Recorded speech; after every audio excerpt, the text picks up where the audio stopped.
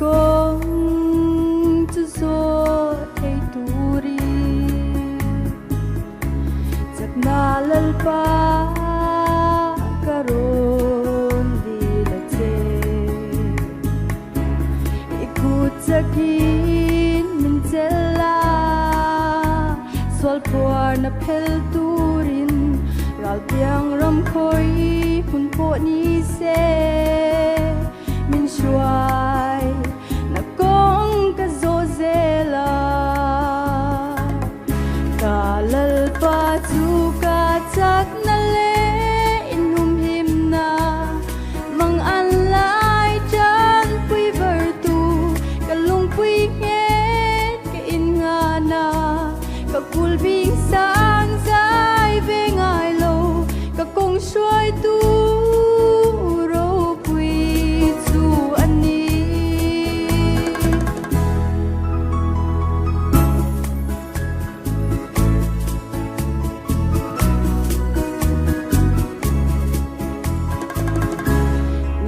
swal kem na te avangi kay dong le tao taki karung fo mal som na le thi na chu kama a oma mal som na kong ka zo thei na kalal min kayang te kalal pa tu ka tak na le inum him na mang an lai chan pui ver tu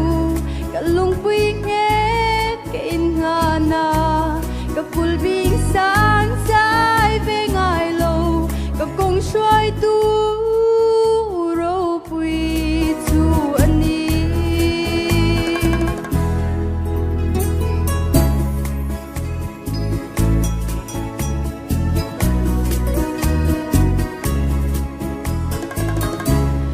le zau zang te om chin ma se ilam nei hi ka du berani itzak na ring chung zelin malam ka pan zel don ka zam long swal do ral ma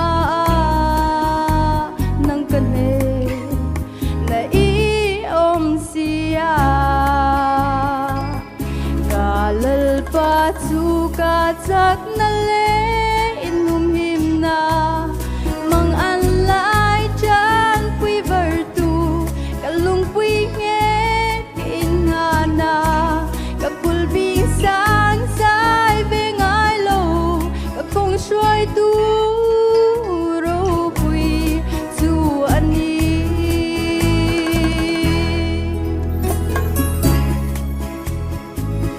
ro pui pero se